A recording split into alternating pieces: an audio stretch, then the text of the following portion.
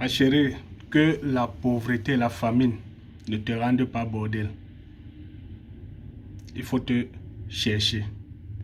C'est pas parce que tu n'as pas le travail, tu n'as pas étudié, tu n'as pas eu les grands diplômes, tu n'as pas eu les diplômes et bien d'autres, que tu dois penser que les seules personnes ou la seule chose qui doit te donner de quoi manger ou de l'argent, c'est d'ouvrir tes fesses aux hommes pour avoir de l'argent.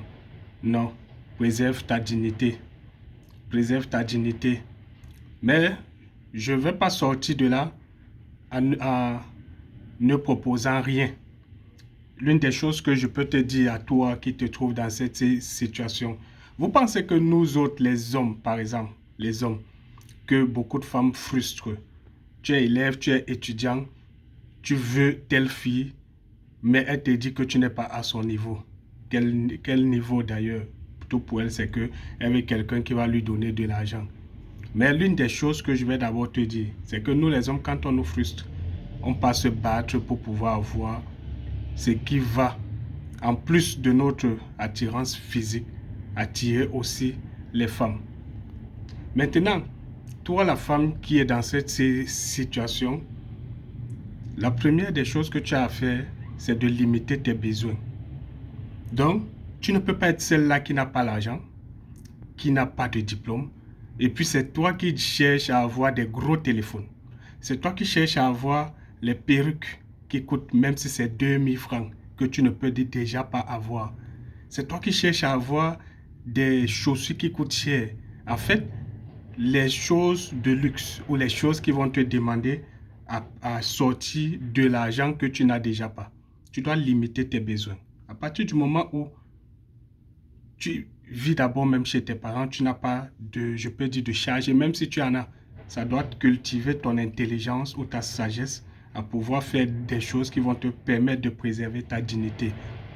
Donc, tu regardes autour de toi, tes voisins, le quartier.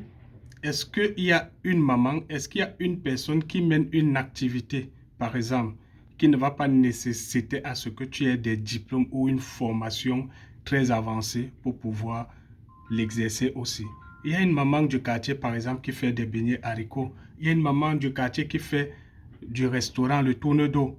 Il y a une grande sœur au quartier ou bien un grand frère même qui a un salon de coiffure et bien d'autres. Tu te crées une relation.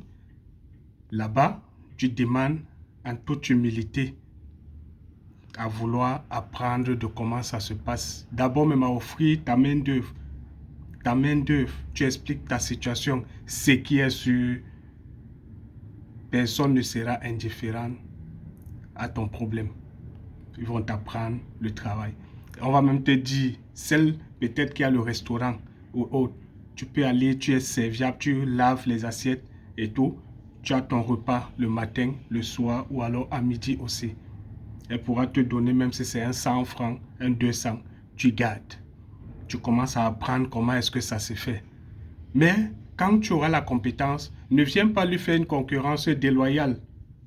Ne viens pas lui faire une concurrence déloyale. Par exemple, si la maman vend, disons même, le macabo avec une sauce et tout, et que tu vois même que tu peux ajouter quelque chose sur son truc, en échangeant avec elle, tu verras peut-être qu'elle a elle a peut-être un capital limité et tout, et tu peux proposer, par exemple, toi, de te charger de faire tel mets aussi. Vous vous arrangez, mais toi, en ayant en tête qu'à tout moment, tu dois partir de là. Parce que les relations de ce genre, à un moment donné, il y a une personne qui va prendre de l'ascendant sur l'autre. Et l'autre ne va peut-être pas bien voir ça. Mais moi, je te conseillerais, par exemple, d'apprendre comment on cuisine et tout et tout. Là, je parle seulement du cas de la restauration parce que on peut aller sur d'autres points et tout. Mais je prends ça pour que tu vois un peu le schéma.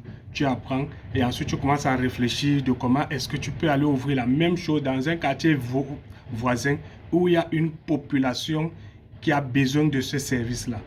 Arrêtez de vous dévaloriser en offrant vos corps pour de l'argent ou pour manger. Nous tous, nous avons des compétences. Déjà, on a ceux qui sont même des handicapés qui se battent à pouvoir avoir une formation et avoir un métier décent.